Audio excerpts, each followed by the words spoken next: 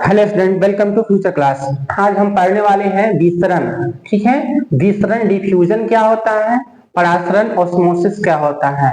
तो सबसे पहले जानते हैं हम विसरण के बारे में। विसरण क्या है? देखो, विसरण की क्रिया ठोस, द्रव और गैस तीनों में होती है। विसरण की क्रिया जो होती है वो ठोस में भी होती है, गैस में भी होती है और द्रव में भी होती है।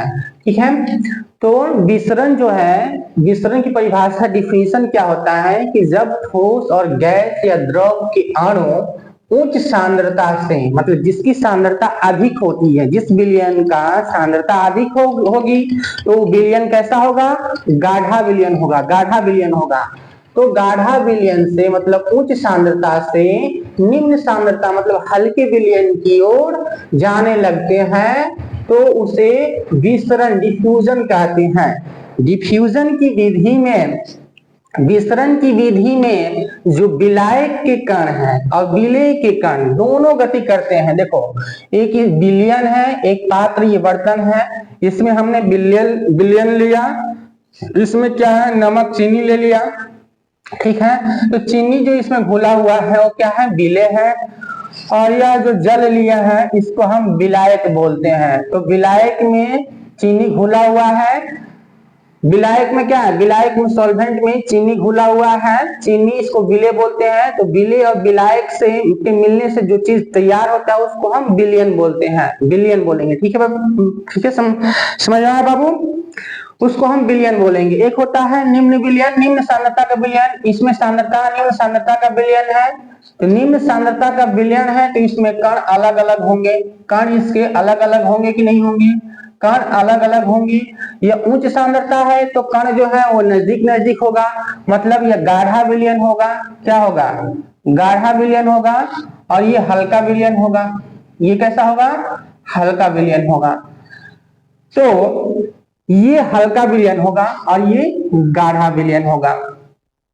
तो विसरण की प्रक्रिया में क्या होता है कि विसरण की प्रक्रिया में जो कण होते हैं इसमें किसी पारगम्य झिल्ली की जरूरत नहीं होती है। इसमें पारगम्य झिल्ली हो या ना हो कोई जरूरत नहीं है, क्योंकि इसके दोनों ही कण, विलेय और विलायक के दोनों ही कण निम्न सांद्रता से उच्च सांद्रता की ओर और उच्च सांद्रता से निम्न सांद्रता की ओर आते जाते रहते हैं। दोनों विलयन आते जाते रहेंगे। यह क्रिया तब तक होती रहेगी जब दोनों की सांद्रता, पात्र ए की सांद्रता और पात्र बी की सांद्रता, जब तक दोनों की सांद्रता बराबर ना हो जाए, यानी कि दोनों बर्तनों में नमक और जल की मात्रा बराबर बराबर ना हो जाए। अभी हमने इसमें निम्न सांद्रता लिया है, मतलब इसमें सांद्रता कम है, विलयन तो है लेकिन इसमें सांद्रता कम है। इसमें नमक के कण जो है, चीनी के कण क्या है? कम है। और बी में और ए में चीनी की मात्रा ज्यादा है, इनके ए में चीनी का कण अधिक है।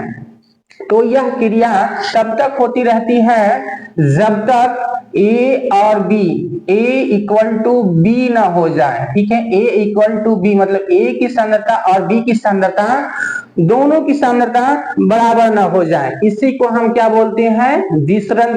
विसरण प्रक्रिया, यह कौन सी विधि है? विसरण। विसरण की क्रिया में जो विलायक और विलेय के कण है दोनों आते जाते रहते हैं, दोनों जाते हैं। विलेय और विलायक के कण दोनों ही दूसरे विलयन में जाते हैं और दूसरा विलयन का जो कण है वो पहला विलयन में आता है, मतलब आता जाता रहता है। ठीक है, इसमें कोई अर्धपारगम्य झिल्ली की कोई जरूरत नहीं होती, इसमें अर्धपारगम्य झिल्ली नहीं होती है। इसी को हम विसरण, डिफ्यूजन कहते हैं। डिफ्यूजन की क्रिया में जो कण होते हैं उच्च सांद्रता से निम्न सांद्रता की ओर अधिक जाता है, जाता निम्न सांद्रता से उच्च सांद्रता की ओर भी जल आता है, लेकिन निम्न सांद्रता से उच्च सांद्रता की ओर कम आता है और उच्च सांद्रता से निम्न सांद्रता की ओर अधिक जाता है। देखो यहाँ पे अधिक जा रहा है, इधर जा रहा है, लेकिन यहाँ पे जो आ रहा है केवल एक ही आ रहा है। ठीक है, यहाँ पे दो ही आ रहा है। तो इधर से आता भी है लेकिन इधर से कम नमक और जल के विलयन आएगा। ठीक है, घोल आएगा, लेकिन इधर से जाने वाली की मात्रा इसमें अधिक होगी। कब तक अधिक होगी? जब तक दोनों की सांद्रता बराबर न हो जाए। तो हमने देखा डिफ्यूजन। डिफ्यूजन विधि में इत्र का फैलना, जैसे इत्र हम रखते हैं कहीं भी सेंटेड रखते हैं घर के कोने में, तो चारों तरफ कमरे में फैल जाता है। यह कौन सी विधि के द्वारा होता है? विसरण विधि के द्वारा होता है। धुआं का फैलना, अगर हम कहीं धुआं जलाते हैं, धुआं निकलता है, तो धुआं पूरे एरिया में फैल जाता है। उस किस विधि के द्वारा फैलता है? तो विसरण विधि के द्वारा फैलता है। ऑक्सीजन का फैलना, ऑक्सीजन कैसे फैलता है? यह भी विसरण प्रक्रिया के द्वारा फैलता है। ऊष्मा का फैलना, यह भी ऊष्मा किस विधि के द्वारा फैलता है? विसरण प्रक्रिया के द्वारा ही ऊष्मा जो है वो फैलता है। समझ में आया? अब आइए हम देखते हैं परासरण। परासरण विधि में क्या होता है कि एक विलयन, ये समझो पहले, एक विलयन है, एक विलयन है जिसमें उच्च सांद्रता का विलयन यह है और निम्न सांद्रता का विलयन है। इसको हम तनु विलयन भी बोलेंगे।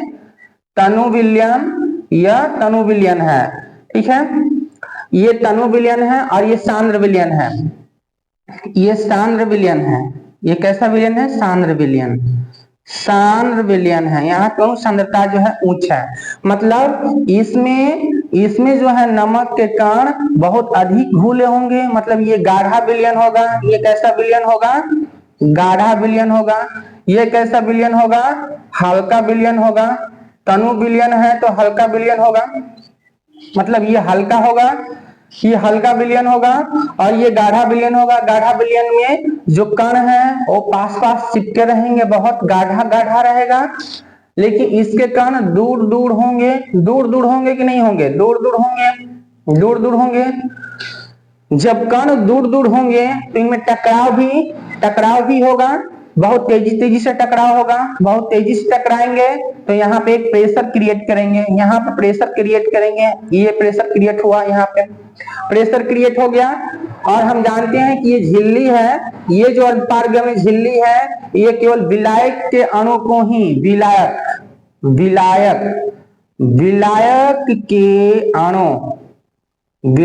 के अणु को ही जाने देता है। यह केवल विलायक के अणु को ही जाने देता है, ठीक है। तो यहां से ये जो कण दूर दूर है, इनमें ऊर्जा अधिक होगी, टकराव अधिक होगा, तो प्रेशर भी बनेगा। मान लो प्रेशर यहाँ पे P1 बना और यहाँ पे P2 बना। तो हमने देखा परासरण प्रक्रिया में क्या होता है कि वह प्रक्रिया जिसमें विलायक के अणु उच्च सांद्रता से नहीं बल्कि निम्न सांद्रता से, यहाँ पे बना लो, यहाँ पे निम्न सांद्रता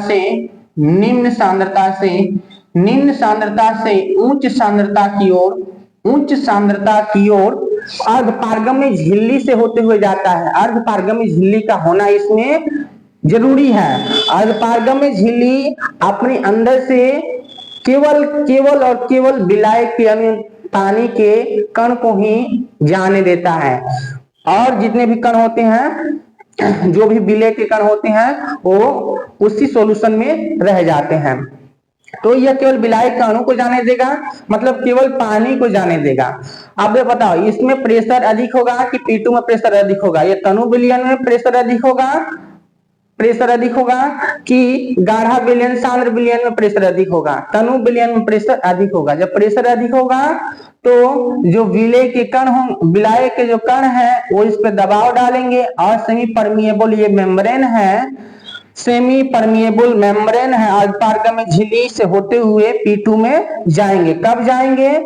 जब प्रेशर P1 P2 से क्या होगा? अधिक होगा। जब प्रेशर की मात्रा P1 में इस सॉल्यूशन में अधिक है तो कण अधिक तेजी से टकराएंगे, अधिक तेजी से दबाव डालेंगे, तो P2 की तरफ ये आएगा।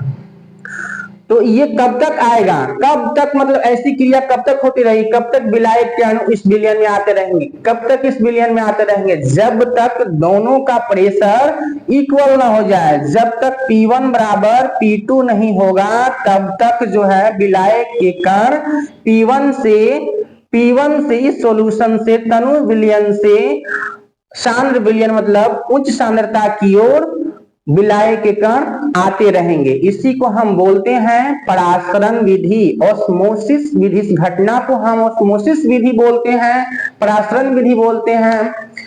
सेल में पानी का प्रवेश होता है, जो सेल होता है कोशिका में जो पानी का प्रवेश होता है इसी विधि से होता है, परासरण विधि से। जड़ों में पानी का अवशोषण जो होता है वो भी परासरण विधि से ही होता है। किशमिश और चना का फूलना, देखो किशमिश और चना का फूलना यह भी परासरण विधि होता है। किशमिश और चना के फूलने में भी कौन सी विधि होता है? परासरण विधि होता है। तो परासरण में भी दो प्रकार का प्रसारण होता है।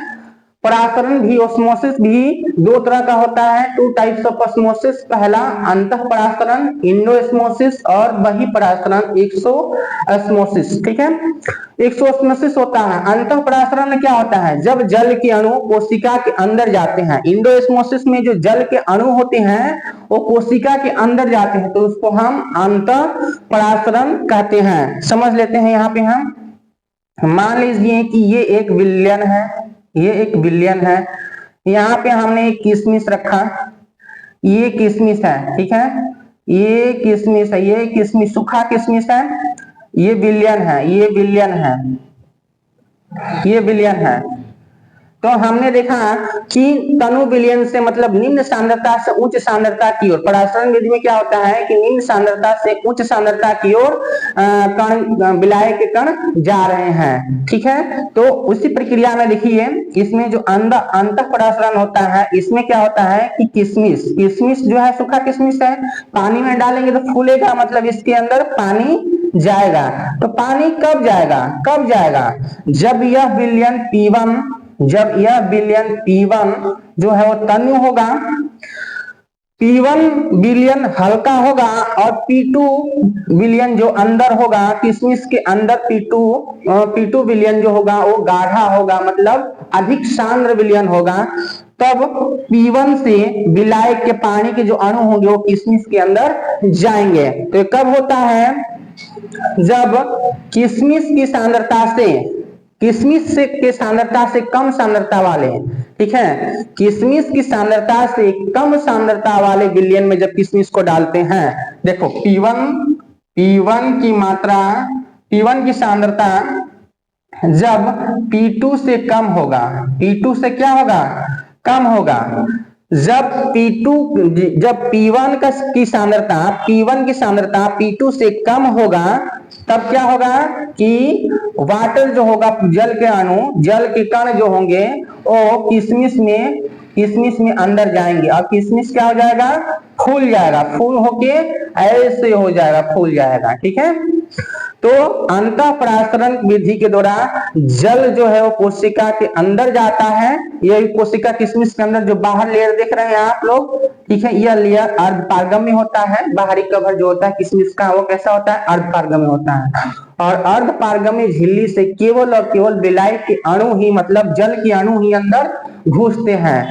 किशमिश के अंदर क्यों घुसते हैं? क्योंकि किशमिश के अंदर जो भाग होता है उसका, किशमिश का अंदर का भाग वो बहुत गाढ़ा होता है, गाढ़ा होता है, मतलब अधिक उच्च सांद्रता वाला होता है। और इसमें जल जो होता है वो निम्न सांद्रता वाला होता है।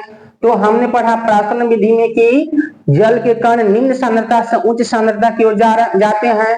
तो किशमिश के अंदर की सांद्रता उच्च है और बाहर की सांद्रता कम है, तो कण कहाँ जाएंगे? कण बाहर से अंदर की तरफ किशमिश में प्रवेश करेंगे।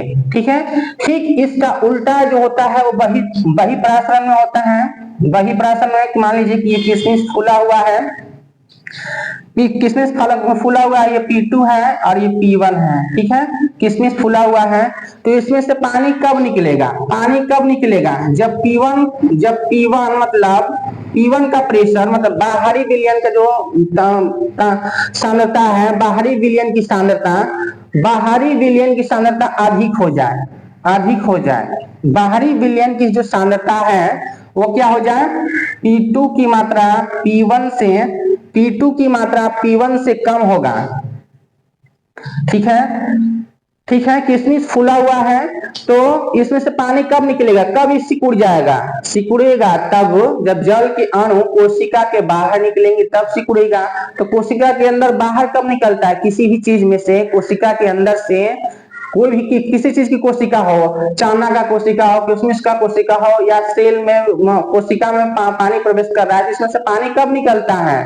जब बाहर की सांद्रता जो है, बाहर की सांद्रता कम हो जाती है, बाहर की सांद्रता क्या होती है? अधिक होती है। बाहर की सांद्रता अधिक हो गई, देखो यहाँ पे सांद्रता क्या हो गई? P1 की अधिक हो गई, यहाँ पे सांद्रता अधिक हो गई, सांद्रता यहाँ पे अधिक हो गई, और किशमिश की सांद्रता कम हो गई। किशमिश की सांद्रता कम हो गई, जब किशमिश की सांद्रता कम हो गई, पानी घुस गए होंगे तो सांद्रता कम हो जाएगी, ठीक है, उसमें सांद्रता कम हो जाएगी, मतलब उसमें किशमिश में जब पानी घुस जाएगा तो किशमिश के अंदर हल्का विलयन बनने लगेगा, हल्का विलयन हो जाएगा। और बाहर का विलयन कैसा है?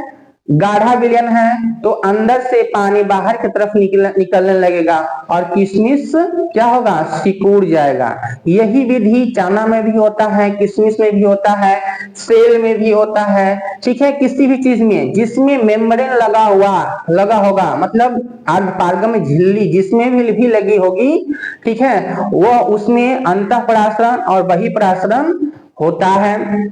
बहिःपरासरण जल, देखो जल के अणु कोशिका में अंदर जाते हैं, याद रखिएगा हम हमेशा कि अंतःपरासरण में जल के अणु कोशिका के अंदर जाते हैं, और बहिःपरासरण में जल के जो अणु होंगे वो कोशिका से बाहर निकलते हैं, कोशिका से बाहर निकलते हैं। तो किशमिश और चना क्यों फूलता है? अंतःपरासरण विधि के द्वारा इंडोस्मोसिस होती है, जल के अणु अंदर प्रवेश करते हैं, कोशिका के अंदर प्रवेश करते हैं, और बहिःपरासरण एक्सोस्मोसिस, इसमें जल के जो अणु होंगे वो बाहर निकलेंगे, इसलिए चना सिकुड़ जाता है, किशमिश सिकुड़ जाता है, या जिसमें से जल निकल जाएगा तो वो सिकुड़ ही जाएगा।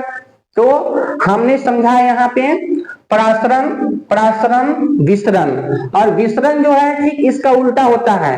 परासरण विसरण विधि जो है ठीक इसका अपोजिट है, लिख लीजिएगा, ये अपोजिट है, ये बाबू विसरण की प्रक्रिया परासरण की प्रक्रिया ठीक अपोजिट है, अपोजिट मतलब विपरीत है, बिल्कुल विपरीत है।